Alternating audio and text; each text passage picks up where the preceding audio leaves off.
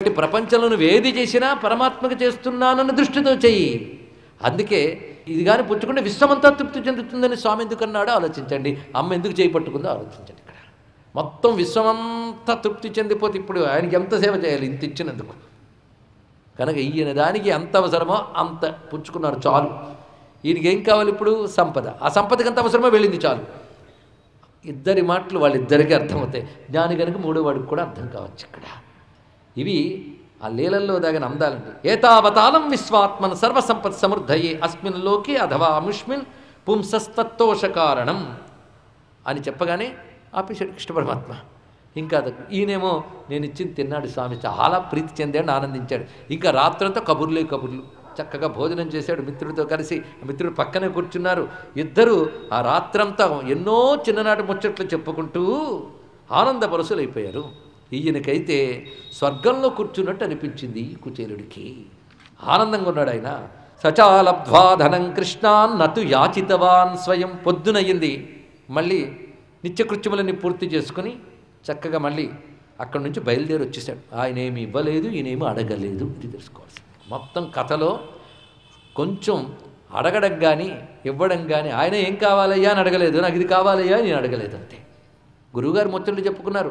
గురువుగారు ఆశీర్వచనాలు ఉన్నాయి కదా మనకి అన్నాడంతే. ఎంత గురువుల ఆశీర్వచనాలు ఉన్నా త్రిజగద్గురువైనటువంటి నీ అనుగ్రహం, సత్యకాముడివే నువ్వే గొప్పవాడివి కదయ్యా అని ఒక మాట అనేశాడు ఈయన ఇక్కడ. సరే బయలుదేరిపోయాడు. బయలుదేరుతూ తోవలో చాలా ఆలోచన చేస్తున్నాడు ఇంటికి వెళుతూ. ఎందుకంటే నేనేమీ అడగలేదు, ఆయనేమి ఇవ్వలేదు, సిగ్గుతో తల వంచుకుని వెళుతూ ఉన్నట్ట. అది కూడా ఏంటంటే అలాంటి భగవంతుడి దగ్గరికి అడగడానికి వెళ్ళడం ఏంటి అని ఒక బిడియం ఏర్పడింది దానికి. స్వగృహాన్ వ్రీడుతో గచ్చన్ మహద్దర్శన నిర్వృత. ఒకవైపు ధనం కోసం వెళ్ళేనే అనే చిన్న సిగ్గున్నది, అడగలేదు కనుక తృప్తున్నది, ఆయన ఇవ్వలేదు కనుక మరికొంచెం తృప్తుంది. మహద్దర్శన నిర్వృత చాలా గొప్ప మాట. మహచ్చబ్దం వేదములో బ్రహ్మపరంగా కూడా వాడబడింది కనుక కేవలం మహాత్ములు అనే ఉద్దేశం కాకుండా బ్రహ్మమును దర్శించాను, సగుణ బ్రహ్మమును దర్శించేటువంటి ఆనందంలో నిర్వృత శబ్దం కూడా ఉత్కృష్టమైన ఆనందం పట్ల వాడాలి కనుక మహద్దర్శన్ నిర్వృత. అటువంటి ఆనందంతో వెళుతూ ఎన్ని చక్కగా మాట్లాడుకుంటున్నాడు మనస్సులో. అహో బ్రహ్మణ్య దేవస్య దృష్టా బ్రహ్మణ్యతామయ. భగవానుడు నాపై ఎంత ఆధారంగా చూశాడు.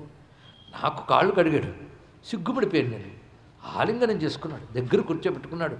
పైగా తల్లి మహాలక్ష్మి రుక్మిణీదేవి వింజామని పట్టుకు వేసింది. అయ్యయ్యో ఎంత ఆదరణ, ఎంత ప్రేమ, ఎన్ని కబుర్లు చెప్పాడు, అసలు ఎన్ని మాటలు చెప్పాడు నాకు. పైగా ఆయన అసలు ఆదరించడానికి నాకేం అర్హత ఉన్నది? దరిద్రతము, నేను దరిద్రతముణ్ణి, దరిద్రుల్లో ప్రథముణ్ణైన నన్ను ఆ స్వామి లక్ష్మీదేవి ఉన్న వక్షస్థలానికి హత్తుకుని ఆలింగనం చేసుకున్నాడు. ఇంకేం కావాలి ఇక్కడ? లక్ష్మీం ఆశ్లిష్టో బిభ్రతో రసి క్వాహం దరిద్ర పాపీయాన్. పాపాత్ముణ్ణి దరిద్రుణ్ణి నేనెక్కడ? కృష్ణ శ్రీనికేతన, శ్రీనివాసుడైన కృష్ణుడెక్కడ? కేవలం నన్ను ఆ చిన్ననాటి స్నేహాన్ని గుర్తుపెట్టుకుని ఏదో వేదాంతం చదువుకున్నానని చెప్పి నన్ను ఎంత గౌరవించాడే అని భావించుకుంటూ ఆనందపరసుడై వస్తున్నాడు ఇక్కడ. పైగా ఇంటికి వెళ్తూ ఉంటే ఆవిడ డబ్బు కని పంపింది కదా, అది తీసుకెళ్ళకుండా వస్తున్నాను. అవునులే ఆయనకి చెప్పాలా, గ్రహించగలడు. అయినా ఇవ్వలేదంటే డబ్బిస్తే అహంకరించి నన్ను మర్చిపోతాడని ఇవ్వలేదేమో. ఆయన ఏది చేసినా అనుగ్రహమే.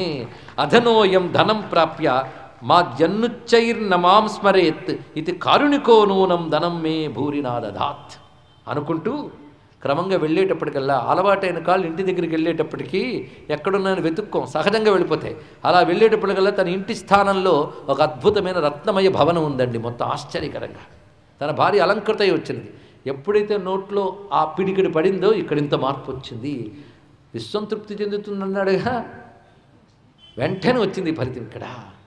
ఆశ్చర్యకరంగా ఇది నా ఇల్లేనా అని చూస్తూ ఉంటే ఆవిడ అలంకృత అయి వచ్చింది. వెంటనే పోల్చుకున్నాడు. మీరు వెళ్ళారు చెప్పానా, ఆయన ఆశ్రయించండి అన్నీ లభిస్తాయని, ఆయన అనుగ్రహం వల్లే వచ్చింది అని వెంటనే చెప్పింది. అది మీరు ఎలా వెళ్ళారు, ఇది ఎలా వచ్చిందండి అనకుండా ఆయన అనుగ్రహం వల్లే వచ్చినదండి ఇదంతా అని ఆనందపరశురాలి చెప్పగానే ఆ పిల్లలందరూ తృప్తిగా భుజిస్తూ ఆనందంగా ఉండడాన్ని చూశాడు ఆయన. వెంటనే అనుకున్నాడు, భగవాని కృపాదృష్టి తప్ప మరేమీ కాదు. ఇంతవరకు మనం చెప్పుకుంటే కథ అయిపోయింది అనుకుంటాం, అసలు కథ ఇక్కడ మొదలవుతుంది.